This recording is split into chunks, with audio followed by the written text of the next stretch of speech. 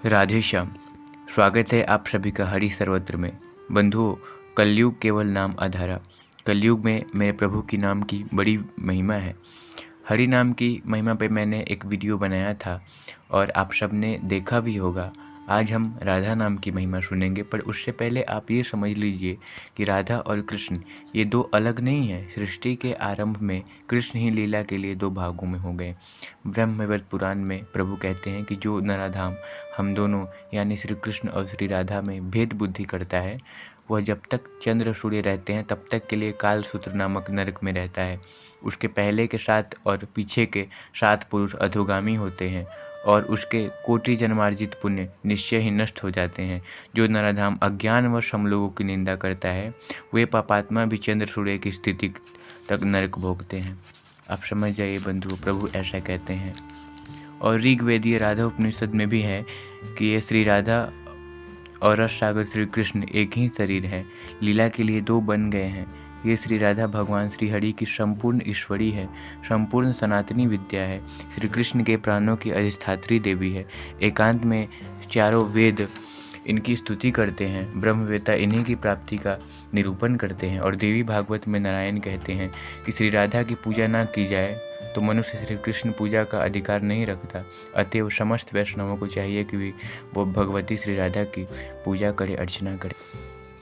भगवान शंकर कहते हैं कि रा शब्द के उच्चारण से भक्त परम दुर्लभ मुक्ति पद को प्राप्त करता है और धा शब्द के उच्चारण से निश्चय ही वह दौड़कर श्री हरि के धाम में पहुंच जाता है। रा का अर्थ है पाना और धा का अर्थ है निर्वाण मोक्ष। भक्त उनसे निर्वाण मुक्ति प्राप्त करता है, इसलिए उन्हें राधा कहा गया है। ये ब्रह्मवैवर्त पुराण के प्रकृति खंड में है। देवी भागवत में दिया गया है श्री राधा श्री कृष्ण के प्राणों की अधिष्ठात्री देवी है। कारण परमात्मा श्री कृष्ण उनके अधीन है। वे राशेश्वरी सदा उनके समीप रहती है। वे ना रहे तो श्री कृष्ण टिके ही नहीं। पद्म पुराण में भगवान शिव ठाकुर जी से कहते हैं कि आपका जो सर्व आनंदमय समस्त आनंदों का आधार नित्य मूर्तिमान रूप है, जिसे विद्वान लोग निर्गुण निष्क्रिय शांत ब्रह्म कहते हैं, हे परमेश्वर, मैं उसी रूप को अपनी आंखों से देखना चाहता हूँ। भगवान ने कहा आप यमुना जी के पश्चिम तट पर जाइए और वहाँ पे शिव जी को राधा कृष्ण का युगल रूप का दर्शन हुआ है। उसके बाद ठाकुर जी बोलते हैं कि शंकर जी, आपने आज मेरा यह परम अलौकिक रूप देखा है। सारे उपनिषद मेरे इस घनीभूत निर्मल प्रेममय सच्चिदानंद घन रूप को ही निराकार निर्गुण सर्वव्यापी निष्क्रिय प्रातपर ब्रह्म कहते हैं। मुझ में प्रकृति से उत्पन्न कोई गुण नहीं है और मेरे गुण अनंत हैं, उनका वर्णन नहीं हो सकता। मेरे वे गुण प्राकृतिक दृष्टि से सिद्ध नहीं होते, इसलिए सब मुझे निर्गुण कहते हैं। महेश्वर, मेरे इस रूप को चरम चक्षुओं द्वारा कोई देख नहीं सकता, इसलिए वेद इसको अरूप या निराकार कहते हैं। मैं अपने चैतन्यांश के द्वारा सर्वव्यापी हूँ, इसलिए विद्वान लोग मुझको ब्रह्म कहते हैं। और मैं इस विश्व प्रपंच का रचयिता नहीं हूँ, इसलिए पंडितगण मुझे निष्क्रिय कहते हैं। शिव वस्तुतः सृष्टि आदि कोई भी कार्य मैं स्वयं नहीं करता। मेरे अंश ब्रह्मा विष्णु रुद्र ही माया गुणों के द्वारा सृष्टि का संहार आदि किया करते। बंधुओं, ऋग्वेद में और सामवेद में अथर्ववेद में भी राधा का जिक्र है। केवल ऋग्वेद में ही राधा शब्द का प्रयोग 7 विभक्तियों में हुआ है। ऋग्वेद में कहा गया है कृष्णेन आराध्यति इति राधा, मतलब श्री कृष्ण जिसकी आराधना करे वो राधा है। ब्रह्मवैवर्त पुराण में प्रभु कहते हैं कि मेरे पुरुष शरीर वाले रूप को भगवान कृष्ण कहते हैं, जो गोपियों के प्राण कहे जाते हैं। वस्तुतः राधा और कृष्ण एक ही सत्ता के 2 रूप एवं 2 नाम है। लीला है तो 2 बन गए हैं। यह जीवों पर कृपा करने के उद्देश्य से किया गया है। ब्रह्मवैवर्त पुराण में दिया गया है कि र कार से कोटि जन्मोत शुभाशुभ कर्म मिट जाते हैं। आ से आकार से गर्भवास मृत्यु रोग आदि मिट जाते हैं। ध से धकार से आयु की अल्पता मिट जाती है। आकार से भव बंधन कट जाते हैं। स्कंद पुराण के वैष्णव खंड में दिया गया है श्री किशोरी जी श्री कृष्ण की आत्मा है। आत्मा रूप श्री राधा जी के संग निकुंज आदि में नितांत एकांतिक लीला रूपात्मक रमन करने से ही तत्वज्ञ विद्वानों द्वारा श्री कृष्ण को आत्मा राम कहा जाता है। वेदों में कहा गया है कि श्री कृष्ण इनकी नित्य आराधना करते हैं, इसलिए इनका नाम राधा है। और श्री कृष्ण श्री कृष्ण की ये सदा समग्र रूप से आराधना करती है, इसलिए राधिका नाम से प्रसिद्ध। पद्म पुराण में नारद जी को जब राधा रानी का दर्शन होता है ब्रज में, तब वे कहते हैं, देवी तुम ही ब्रह्म हो, सच्चिदानंद ब्रह्म के सत अंश में स्थित संधिनी शक्ति की चरम परिणति विशुद्ध सत्व तुम ही हो। विशुद्ध सत्वमयी तुम में ही चिदंश की संवित शक्ति, संवित की चरम परिणति, विद्यात्मिका पराशक्ति, ज्ञान शक्ति का भी निवास है। तुम्ही आनंदांश की आह्लादनी शक्ति, आह्लादनी की भी चरम परिणति, महाभाव रूपिणी हो। आश्चर्य वैभवमयी तुम्हारी एक कला का भी ज्ञान ब्रह्म रुद्र के लिए कठिन है, फिर योगी और योगींद्रगण के ध्यान पथ में तुम आ ही कैसे सकती हो। मेरी बुद्धि तो यह कह रही है कि इच्छा शक्ति, ज्ञान शक्ति, क्रिया शक्ति, ये सभी तुम ईश्वरी के अंश मात्र है। श्री कृष्णचंद्र की आनंद रूपिणी शक्ति तुम ही हो, तुम ही उन्हीं की प्राणेश्वरी हो, इसमें कोई संशय नहीं। तुम्हारे ही साथ निश्चय श्री कृष्णचंद्र वृंदावन में क्रीड़ा करते हैं। ओह देवी, जब तुम्हारा कौमार रूप ही ऐसा विश्व मोहन है, तब वह तरुण रूप कितना विलक्षण होगा। ऐसा पद्म पुराण में नारद जी कहते हैं जब ब्रज में वो गए थे और उनको किशोरी जी ने दर्शन दिया था। गर्ग संहिता में दिया गया है कि दूध और उसकी सफ़ेद कांति की तरह जो लोग मुझ कृष्ण में और श्री राधिका जी में भेद नहीं देखते हैं, अर्थात एक ही समझते हैं, वे ही ज्ञानी जन ब्रह्म पद को प्राप्त होते हैं। अतः च वे ही हेतु रहित प्रगाढ़ भक्ति के अधिकारी हैं। राधा और कृष्ण में कोई भेद नहीं है बंधुओं। गर्ग संहिता के गोलोक खंड में दिया गया है कि हे भगवान, आप साक्षात ब्रह्म हैं और राधा जी आपकी तटस्थ प्रकृति है।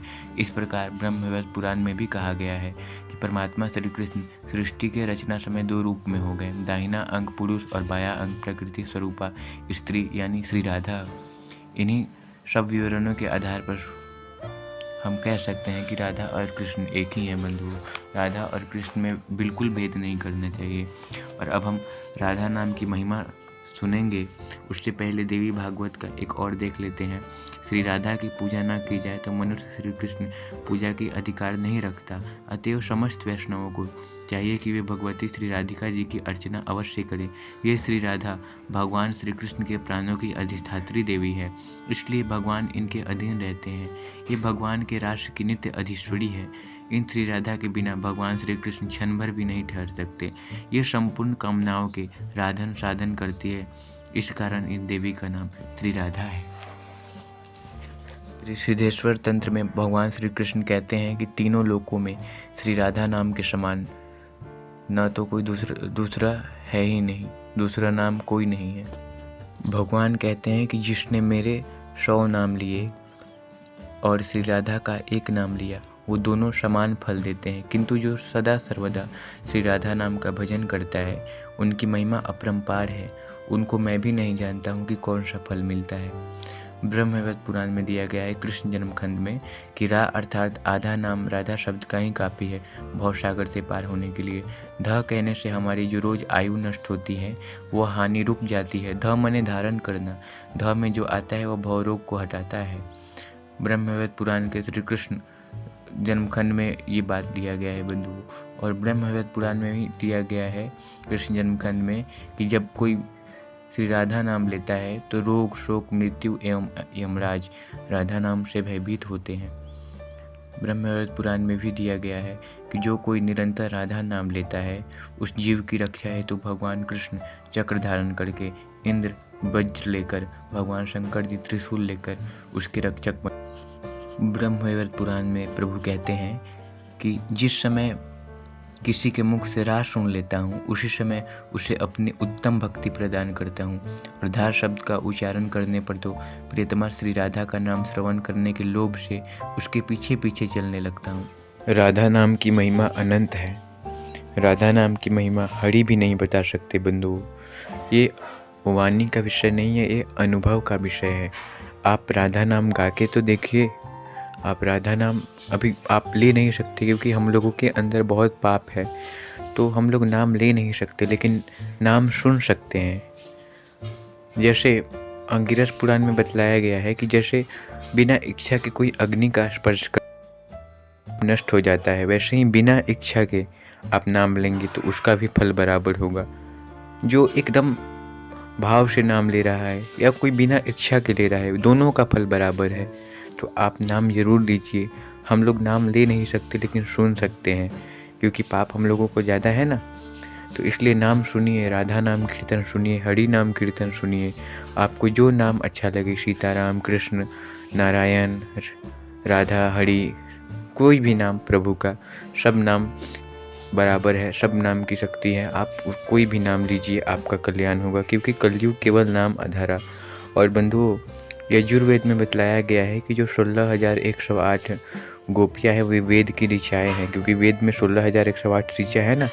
और सूरदास जी भी सेम यही बात कहते हैं। हरि की बहुत लीला है बंधुओं, साधारण बुद्धि से हम नहीं समझ सकते। गीता में मेरे प्रभु कहते हैं ना, ये जो मेरी माया है त्रिगुणमयी मेरी माया बहुत कठिन है, लेकिन जो केवल और केवल मेरी शरण में आता है वो मेरी माया को पार कर जाता है। आपको ग्रंथ पढ़ना नहीं पड़ेगा, आपके अंदर खुद प्रकाशित हो जाएगा। हरि का नाम लेंगे तो, नाम लेकर तो देखिए ना। गीता प्रेस गोरखपुर से प्रकाशित राधा माधव अंक और राधा माधव चिंतन, ये 2 पुस्तक ऐसी है जिसमें आप राधा तत्व के बारे में, राधा नाम की महिमा के बारे में सुन सकते हैं, पढ़ सकते हैं, समझ सकते हैं। राधा माधव अंक से मैंने बहुत कुछ ऐड किया है। आप लोगों के मन में प्रश्न होगा कि वेद में राधा कहाँ से आ गई, द्वापर युग में ये हुआ तो राधा नाम वेद में कैसे आ गया। देखिए, 28वां कलयुग चल रहा है। इससे पहले 27 बार कलयुग बीत चुका है, ये 28वां कलयुग है। इससे पहले कलयुग में 27 बार कल्कि भगवान अवतार ले चुके हैं। अभी जो कलयुग चल रहा है इसमें भी कल्कि भगवान अवतार लेंगे, माता वैष्णो देवी से शादी करेंगे, हरि अवतार लेंगे कल्कि बन के। तो प्रभु की बड़ी विशेष महिमा है। आप लोगों के अंदर राधा कृष्ण का भेद आया होगा या राधा रानी की विशेष कृपा हुई होगी, तभी आप ये वीडियो देख रहे हैं, क्योंकि राधा नाम की बहुत विशेष महिमा है बंधुओं। आप ऐसे वीडियो नहीं देख सकते बिना प्रभु की कृपा की। प्रभु जब कृपा करते हैं ना तो अपने भक्त से मिलाते हैं, अपना कथा, अपना सत्संग, अपना भजन देते हैं, और आपके जो भी मित्र लोग हैं वो सबसे नाता तोड़ते हैं, अलग करते हैं। तो आप अपना कल्याण स्वयं कीजिए, प्रभु का नाम लीजिए। एक बार नारद जी गए और बोले कि सबका कल्याण कर दो भगवान से, सबका कल्याण आप कर दीजिए प्रभु। तो प्रभु ने कहा आप बुला कर लाइए, मैं कर दूंगा। तो कोई नहीं आया।